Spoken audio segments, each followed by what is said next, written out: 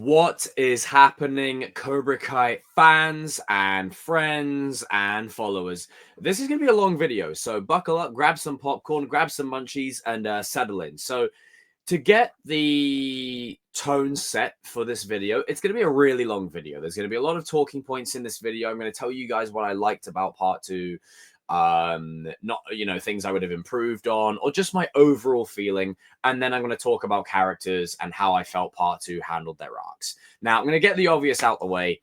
Did I enjoy part two? Absolutely. I freaking adored part two. It's one of my favorite pieces of just Cobra Kai ever. I love the progression for the characters. I love where the story's going. I love the direction that they choose to go.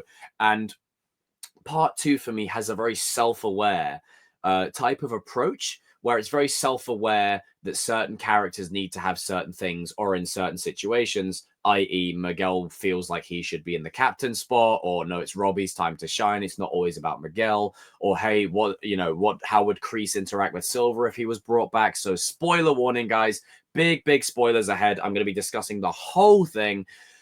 I did not expect them to go through with it and kill Kwon. That threw me right off. I didn't think they would cross that line. And one thing I was saying before I saw this part was I wanted the show to grow some frickin' balls. Now, it doesn't mean you kill characters carelessly.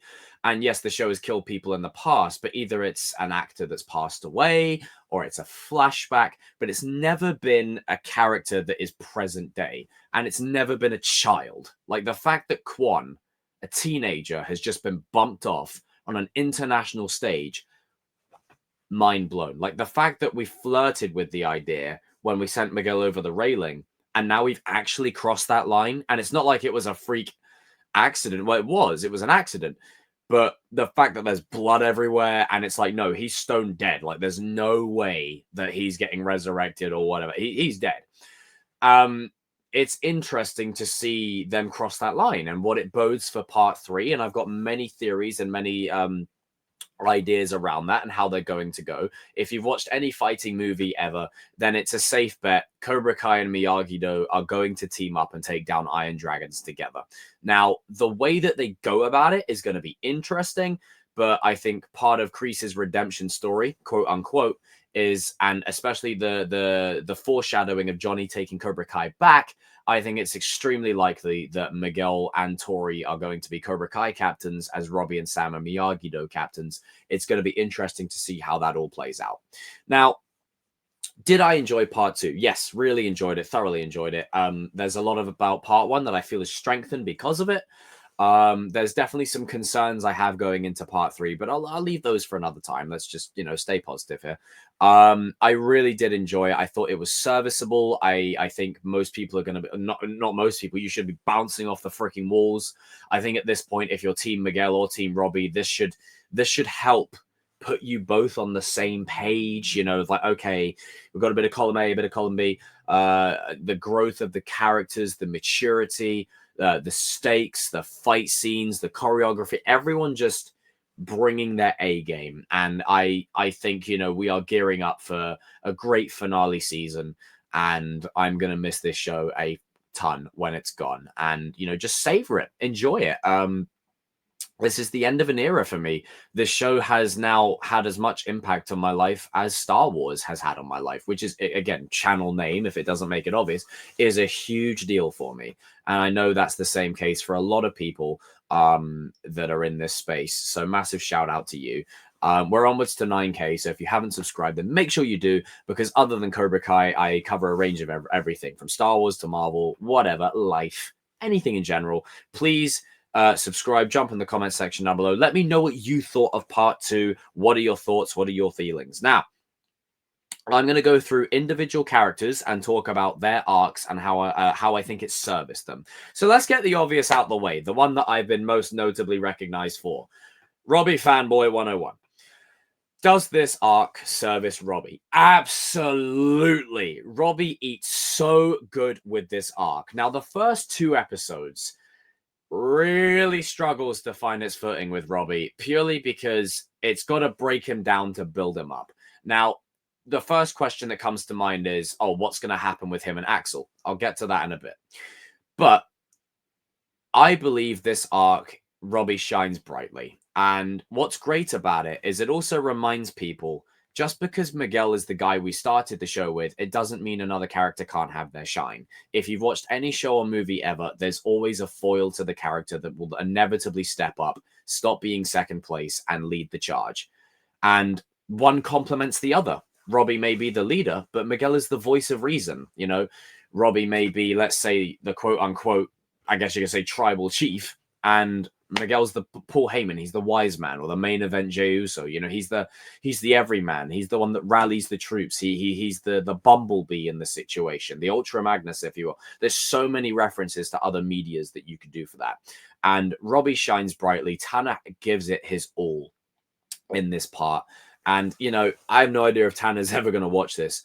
Tanner has, and I'll say this on camera, has one of the most adorable faces I've ever seen on any human.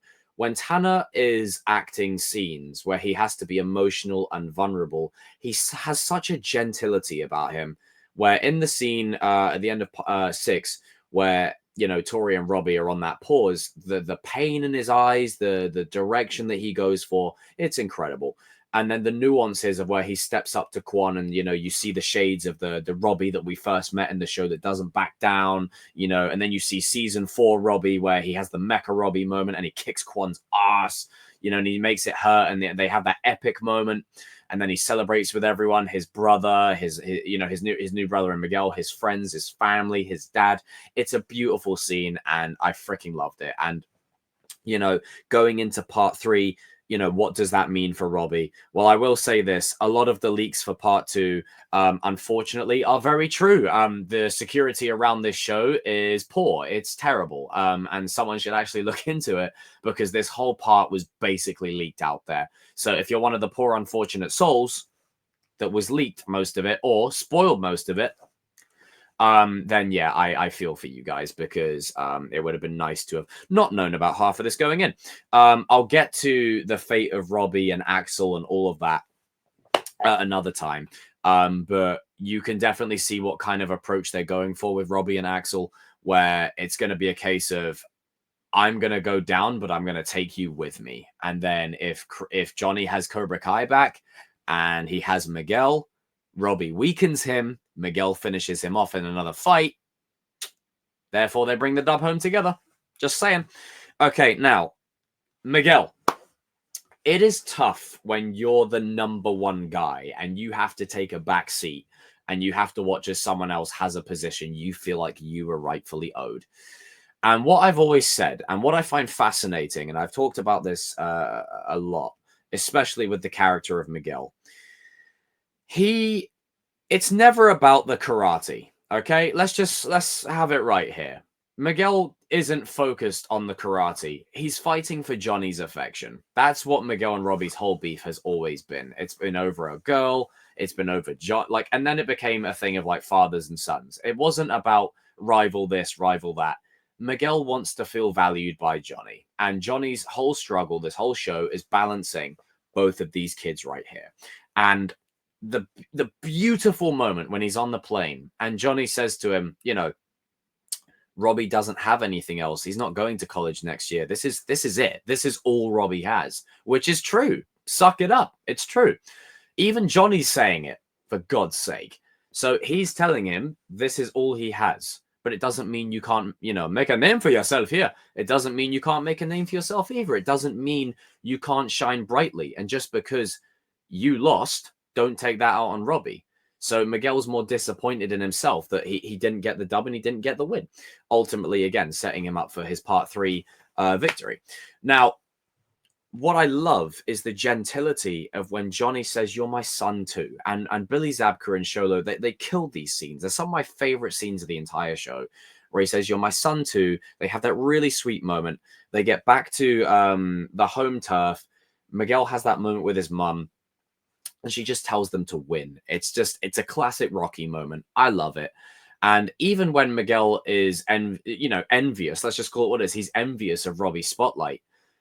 He still doesn't let that diminish his fighting. He kicks ass and he shines brightly, but it doesn't excuse him being an asshole and treating people like shit, which he then apologizes for. And it comes full circle. when they're at the All Valley, at the Sekai Taikai again. And Robby's like, no, I lost. You know, it's on me. And Miguel's like, no, that was a team loss. We got this. I got your back. A leader is only as strong as the people around them. A leader's great, but if you surround yourself with a bunch of yes men or a bunch of people that aren't good for you, you're not getting anywhere. And Miguel basically gives him a bit of tough love and says, bro, you got this. Get your head on straight. So there's a difference between Miguel saying, you're acting like you don't even care versus you got this. The words of encouragement and the willpower. And Miguel has one of the coldest moments, right? Where he goes up on stage and he's like, watch how it's done. And he drop kicks both of them. Like, it's beautiful. And I love the solidarity where Axel tosses Robby straight into Kwon. Kwon does the cheap shot, and Miguel just immediately, doesn't even hesitate, immediately walks over there. And he's like, you know what? Okay, let's go. Axel pushes them on the floor. Miguel and Robby have back-to-back moments during the tournament brawl, which would have been nice if that was a secret, by the way. Just the journey that Miguel goes on, you know, it's what I love about taking the lead character and putting them in the Gold Zeo Ranger role. So this whole show, Miguel has been the Red Ranger, Robby, I call him Tommy, Robby has been the Green Ranger. Now, Robby is the White Ranger, Miguel is the Gold Zeo Ranger. It's that they flipped, they switched positions.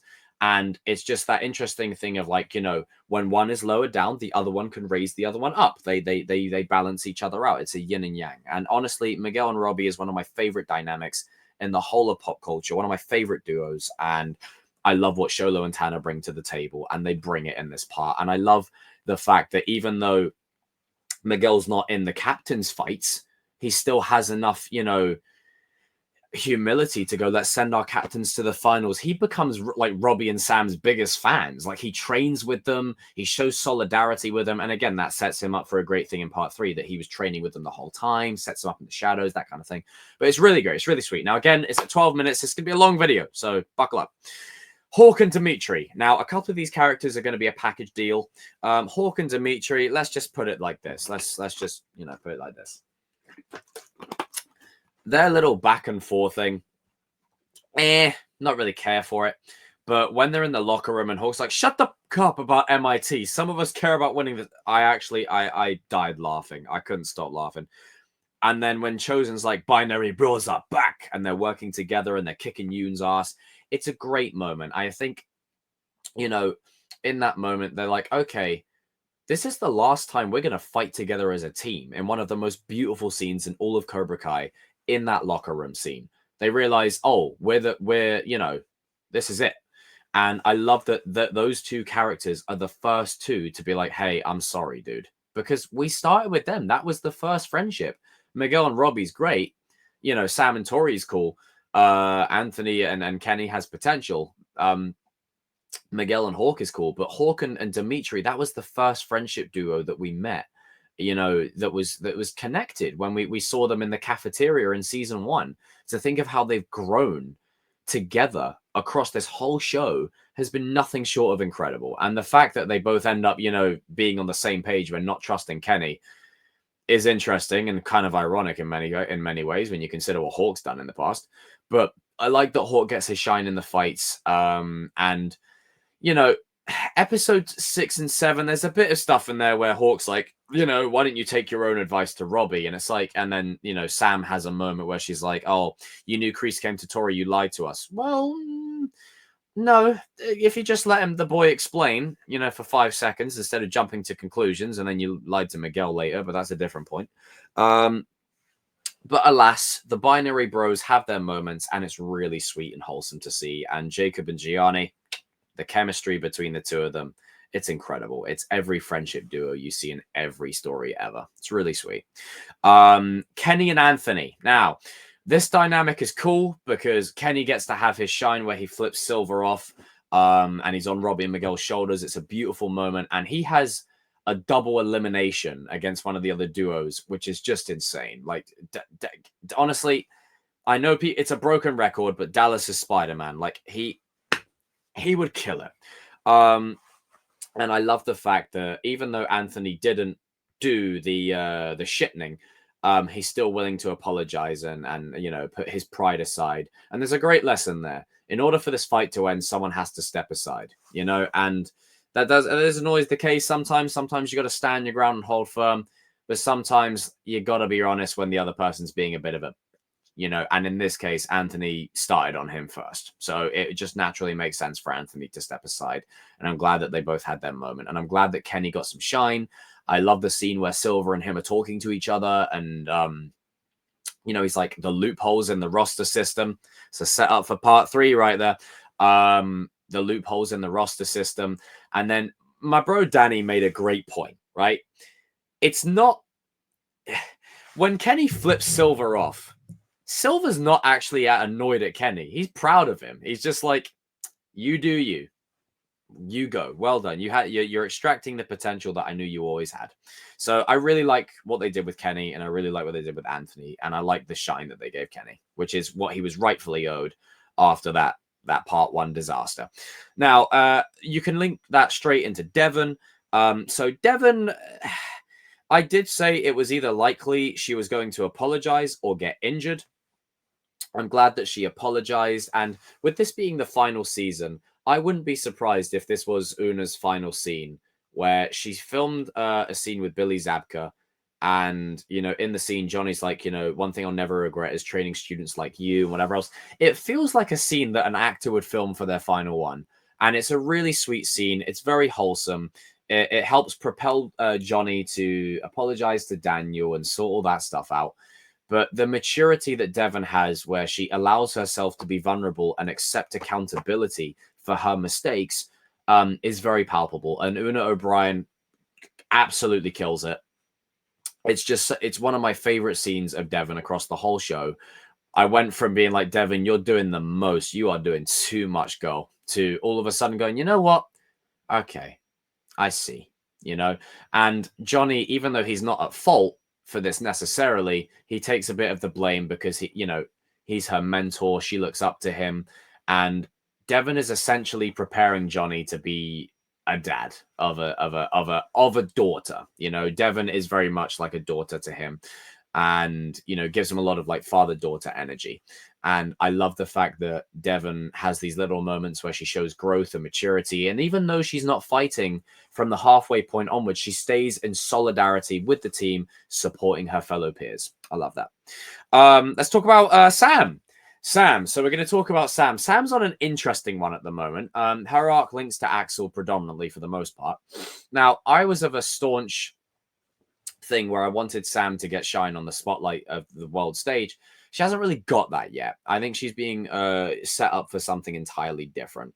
And, you know, I think her situation with Axel was like a Frankenstein's monster situation, a King Kong situation, where it's like a Beauty and the Beast. You know, it's almost like Axel finds solace in Sam, and Miguel has everything that Axel basically aspires to have. It's what he doesn't have in his life. And yeah, is it sour grapes? Sure, but I'll touch upon that in a bit later. Sam shows an incredible amount of growth and maturity when Miyagi-Do win. They knock Cobra Kai out. You know, I wish you could be celebrating with us, all of that. And even at the start of part 2 in episode 6, where she says essentially, you know, I don't agree with your choice, but I respect it. There's a level of maturity there where you can't control or dictate what someone does, but you've got to lead with enough love to hope that they forgive you or come back. And I really like that Sam and Tori have now developed that kind of connection where it's friends. You know, she views her as a friend and she wants to be on the same side as her. So naturally, it's interesting seeing that route. And Sam gets her moments to shine in the tournament. Not as many as some of the others, but she gets her moments. She's definitely a big advocate for sticking up for her dad. The loyalty to Miyagi-Do and the legacy and the tradition and the honor. So definitely in line with that. I don't like the part where she like puts Robby on blast, you know, in front of everyone, and it's like, you know, he played her and he played you. Well, no, Kreese didn't play Robby in that moment. This is why people have issues with Sam as a character. That's why. But by and large, the growth, the maturity, I'm interested to see where she goes from here. And part 3, I think, will have a lot more in store for her. Part 2, she does shine, but I think part 3 is where she's going to come full circle. And, well, I mean, they're all going to come full circle, but full circle to the Sam that was in season 3, you know, that found that fire when Tori hit the picture of Mr. Miyagi on the floor. Again, season 3, my favorite season. Tori, I am so glad this show had the balls to go, you know what? Tori's had a tough life. I get it. But Robby said plainly, in plain English, you don't trust anyone but yourself. I'm glad someone told her, because there's only so much woe is me that you can kind of get away with before you start going, okay, you got to take a bit of responsibility here. Now, she is focused. She's determined. She's on job. The minute she sees Robby with Zara, it throws her completely off, similar to how it was throwing Robby off. So there's a good parallel there. Again, Peyton List brings her A game to the performance as always, and I feel like we're just scratching the surface. I think Sam and Tori are definitely going to have a lot more in store for part 3, and I can respect that Tori wanted some space to pursue her own plight and her own endeavor, and the connection with Kreese, where he's like, no, she's got it. I always believe in her, and the connection between Kreese and Tori is a strong one. You know, and shout out to Yoon. You know, I'm not really going to talk much about Yoon, but Yoon is, like, in terms of the way I've been talking about other characters, but Yoon's a really cool dude. He's really cool. I like how he was celebrating with Tori. And I love the rivalry between Tori and Zara. Like, it's palpable. You've got someone that is a button pusher and someone that is a boss badass. Like, it's great. I can't wait for that clash. It's going to be fun to watch. And you know, Raina and Peyton, I'm sure, bring their A game. And as usual, Peyton kills it as per. And I think, you know, the level of detail that Peyton gives to her performance, where she reminds me a lot of, like, what I say Hayden Christensen is to Star Wars. She says so much with so little, without any dialogue, just in face expressions alone. Absolutely crushes it. And I really enjoy what they're doing with Tori's character. And I'm glad that they're having the balls to go, okay, yeah, she's had a rough life, but, like, come on, like, give me something else. But I again, like I said, if there's any motivation for anyone to win that tournament, Tori definitely has it. 100%, 110%. So I'm excited to see where that goes. Now, Johnny and Daniel, these two are a bit of a package deal for me. I hate the bickering. It's still happening again. I can't stand it. I know why it's happening. I don't like it. But other than that out of the way, I like the fact that Johnny, again, much to the dismay of a certain fanboy crowd, I like the fact that Johnny tells Miguel what's up. You know, that's a low blow. Don't talk to me like that. Allow it. This is all Robby has. It's not my fault you choked. And I like the fact that Johnny's sticking to his guns, where it's like, no, just because you're Miyagi-Do, it doesn't mean you sit back and invite pressure. You go at them. We need points. We've got to find a way to get the dub. And then he finds a way to, you know, rally behind his son, Robby, finally. And then he finds a way to lift up Miguel, you know, and be there for both of his sons. And then he brings the dojo together. He gives Devon the words of encouragement and wisdom. And the training scene that both, like, him and Daniel have with Robby, Sam, and Miguel is great. It's the big three, you know, Robby, Sam, Miguel. Like, those are the three that we started with. It makes sense that they would have that moment together.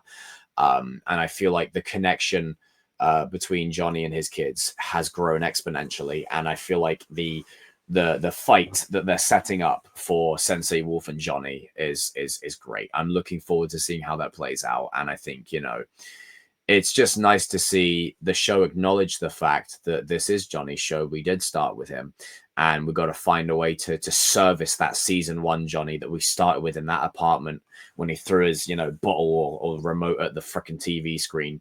We've got to find a way to service that and really pay off the journey of Johnny redeeming himself, you know, redeeming himself as a father, redeeming his past. And it's never too late, you know. It reminds me of the scene in season 2 that he had with Tommy, where they sit around the campfire and, you know, you still have time, you know, and he still does, you know. Johnny's moment of truth, you know, it's coming. And Daniel, you know, is on an interesting arc. I didn't expect them to do a flashback to Mr. Miyagi, but to know that Mr. Miyagi was involved in the death of someone, it definitely adds layers to his character. But as we've seen with Axel and Kwon, again, massive surprise. It's not like it's easy. Like, these things are accidental. It could have been he had no choice. Maybe it was just meant. Maybe it just made him the man who he was, and why he never liked fighting for trophies in the first place, because you lose yourself in all of the glitz and the glamour, which is what part one was trying to get ahead to people. Hey, in the pursuit of the trophy, the kids are losing sight of what's important. And what's even crazier is Master Kim says that to Kreese. It's like, you never see the thing standing in the way of what you're trying to get. So it's interesting to see what arc Daniel's going on with that. And I think Kwon's death is going to shake him a little bit more. I think it's going to lead to a certain leak being true. I won't say the leak to preserve you people, but again, this show's been leaked to hell. And I'm interested to see what they do with Daniel going into part 3. I did like the moment between Daniel and Johnny where Daniel's like, okay, congratulations, Johnny, you finally beat Kreese. And then Johnny's like, Johnny's like, it feels good. We both beat him. And Daniel's like, you know what? No, I actually beat him. Don't make me hit you. Like, it's just, that's bickering that I don't mind. That's bantering with each other. And I like that. And I love the moment where they have like their rocky run with the kids, and it's really wholesome. So I'm excited to see what is in store for, the main duo. Okay, this is going to be an interesting one. Kreese. Okay, bear with me, guys. Bear with me. Home stretch. Hot take. I'm getting bored of Kreese. There was moments watching this where he would just out of nowhere go, well. And naturally, I'd be like, oh, Uncle's at it again. And I'd be getting bored. I'd be getting frustrated. I'd be like, man, I'm bored. Where's Silver? Give me can we put Silver? Terry Silver. Can we put Terry Silver? If you get the reference, can we put Terry Silver back in the show, please? Anything to do with young Kreese and the layers and the dynamic and the exposition, I'm all for, because we're adding a new layer to the story. Current Kreese is kind of mundane, same as, predictable. I've seen it before. But it is interesting now because I feel like his redemption arc is now set. They flirted with this throughout the whole of this show. And I feel like, again, season 6 is season 6, but it's very much its own thing.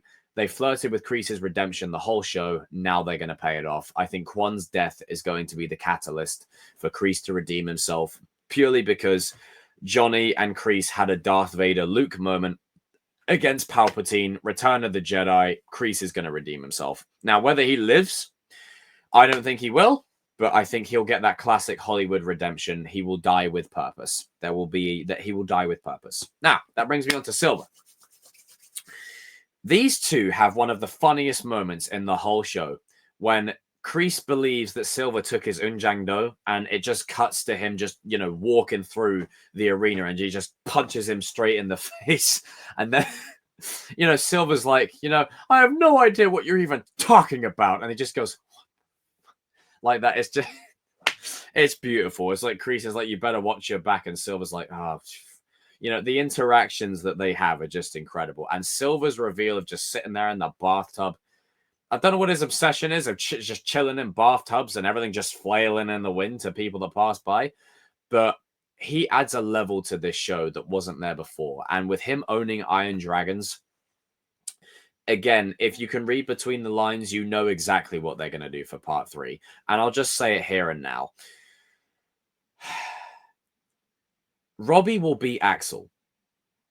However, there will be points in rigging that prevent Robby from getting the win because of Silver.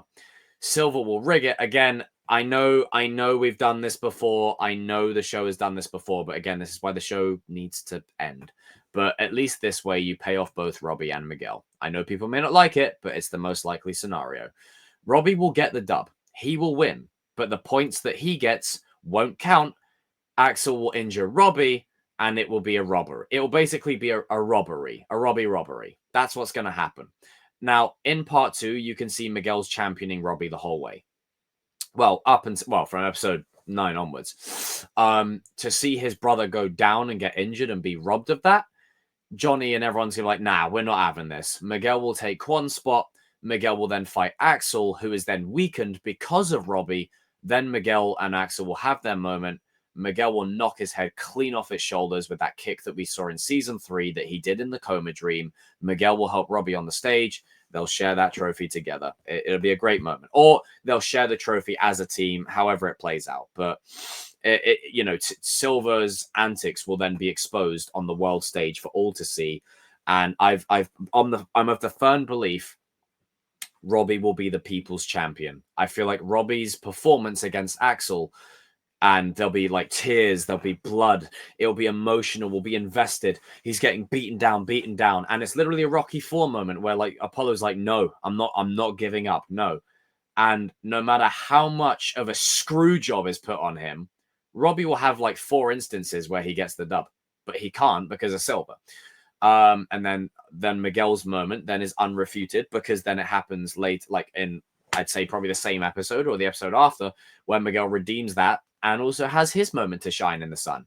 And then both Cobra Kai and Miyagi-Do shine on the world stage together. Daniel and Johnny shine on the world stage together. Robby and Miguel shine on the world stage together. And then there's a powerful message there.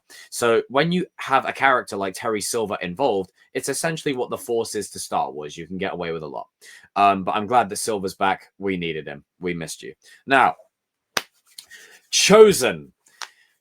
I think if you've seen any comedy ever, I think the whole Kumiko thing is a complete misunderstanding. I think it's a massive misunderstanding. Chozen's going to be with Sensei Kim. Then Kumiko is going to appear out of nowhere, and it's a uh-oh situation like that.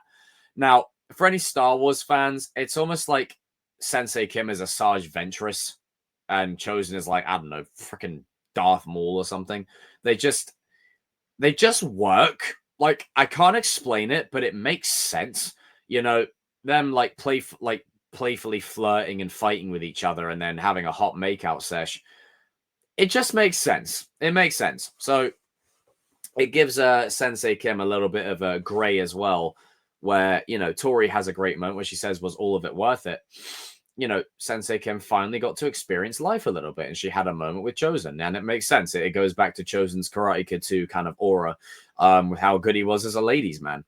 And I really like the fact that Chozen has a moment with Robby in the tournament, where he says, and then you'll give him more, and then it's just that smile. It's a great moment. And then just before that Robby and Axel fight, Chozen's the one to tell Daniel and Johnny they don't need their senseis. They need their fathers. Forget Cobra Kai, forget Kreese, forget Silver. Your kids need you. And honestly, Chozen fills that Mr. Miyagi void in the show. And ever since he was brought back in season 3, I've loved every minute of Chozen and what he brings. And Sensei Kim, they've given her a level of gray and nuance. So Cobra Kai is definitely going to be redeemed. Like, that dojo is going to be redeemed. Whatever happens with Master Kim, though, that we'll find out in part 3. But Sensei Kim will redeem Cobra Kai now, I think. Or she'll be involved in it. Now, Kwon. Let's talk about our boy Kwon. Axel shines, but Kwon still also shines. This is the benefit of having multiple villains at once.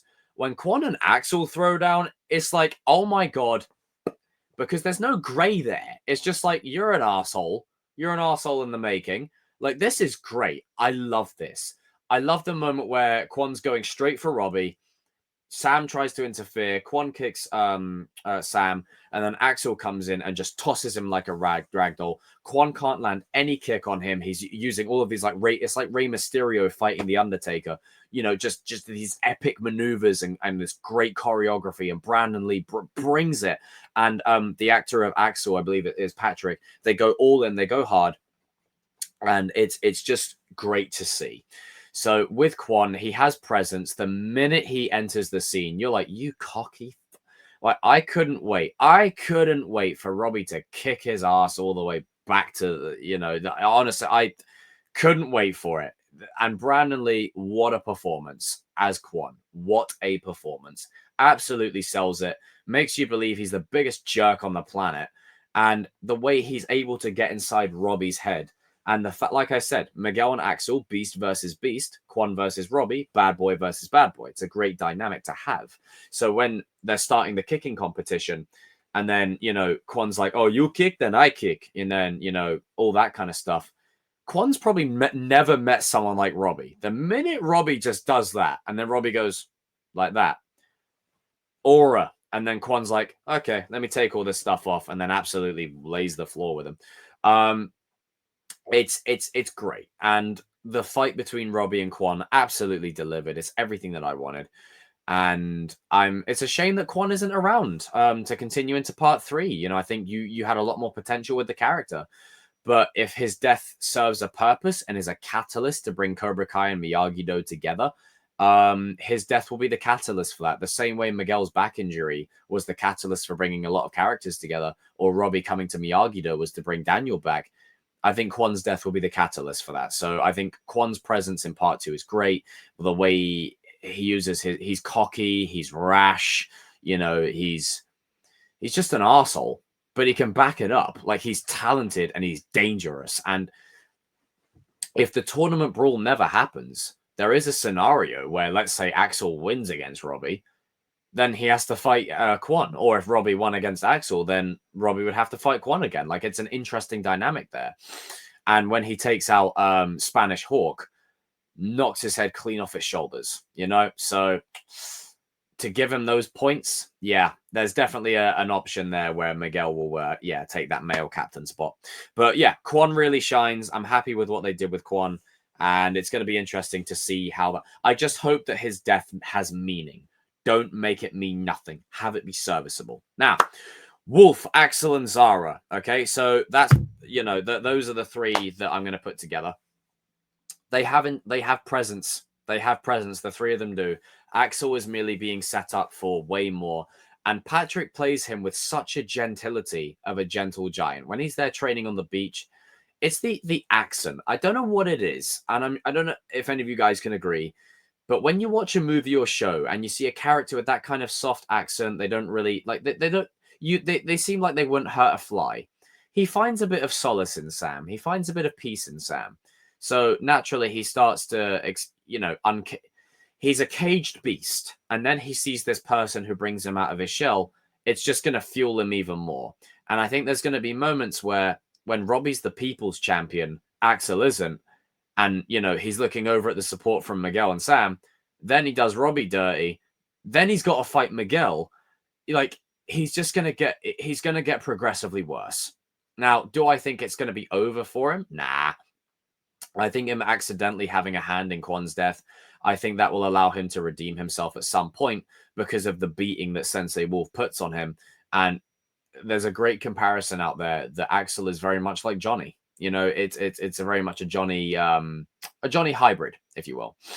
And I'm very fascinated to see the dynamic between Wolf and Johnny and how that's developed further and what Wolf's presence means. You know, the 2 versus 1 fight where Daniel and Johnny team up on Wolf together was freaking great. And Zara is an absolute bad to the bone, you know, piece of work. She's fire. And I really like the fact that, yeah, Cobra Kai and Miyagi-Do, we started with them. Oh, we started with them. That means we should end with them. No, not necessarily.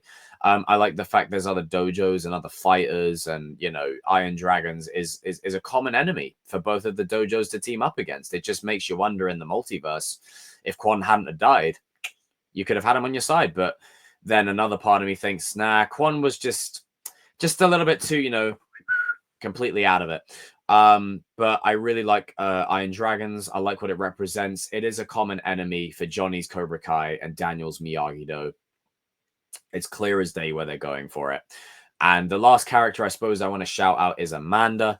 Amanda just has a tendency to deal with all of this BS. And when Anthony and Kenny are fighting again, she has probably one of my favorite lines in the show. Fucking karate. Like, just like she's had enough of it. And puts the truth onto both of them that Miguel's mum is in hospital. There is way bigger fish to fry right now than what this is. Get your shit together. Voice of reason. as always. So I've gone through every single character that I feel is definitely worthy of note. I hope I haven't missed any characters. If I have, then please comment down below, and I'll probably bring it up in another stream or another video. This is a really long review, so if you stayed up to this point, then thank you so much. But I know that people are like, okay, we really want to immerse in what you had to say about part 2. Did I bounce all over the freaking walls and Robby kicked the shit out of Kwon? Yes, I did. Did I lose my rag when Miguel absolutely stepped up to Axel? I got chills. I got goosebumps. Did I absolutely lose it when, there was that tournament brawl and then Johnny stepped in to help Kreese against Silver, even though Kreese really needed it? Yeah, I did. Kwon's presence was felt. And if they can stick the landing, and I've said this, if they stick the landing with part 3, Cobra Kai will gain even more of an appreciation over time. I've said this. You need to end the show with a bang. Remember, when Star Wars had Return of the Jedi, everyone's hyped for Force Awakens, through the roof. When you ended with Rise of Skywalker, the new trilogy that was announced, not so much.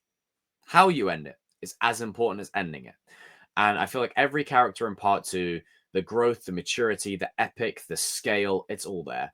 And, yes, the Sekai Taikai arena could feel bigger, but I feel like with what they have, they do a good job. I just wish it wasn't leaked to shit. So that basically means most of the leaks for part 3 are probably true. And John, Josh, and Hayden, I love you guys. But saying that things were filmed to throw people off, come on, man.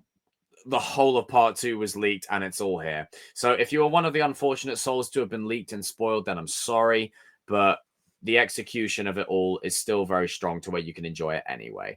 Now, as with anything, there will be fans that are unhappy, and that's just life. Yes, Miguel isn't the focus. That's why you're going to have Miguel as the focus in part 3, like I said. Yes, Robby, it does feel like Robby's going to get the short end of this, like the short straw again.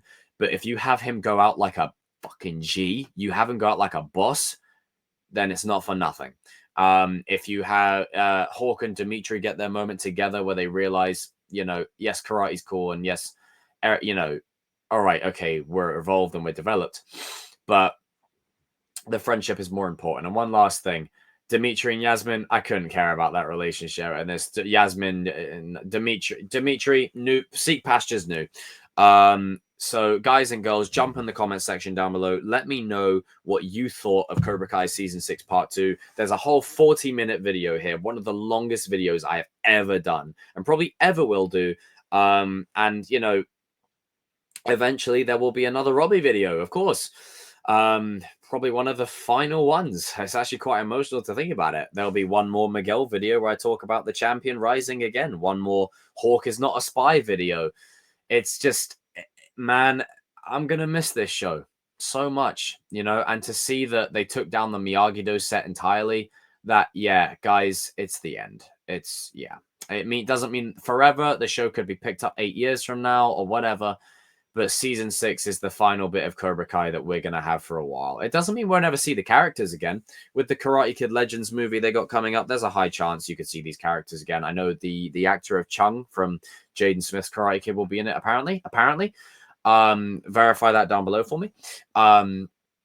So we will see these characters over the next few years and probably some kind of spin-off or something. But in terms of the main saga, this is it. And we won't see all of these characters together again for at least 8 years. So, gonna miss this show. But guys and girls, jump in that comment section down below.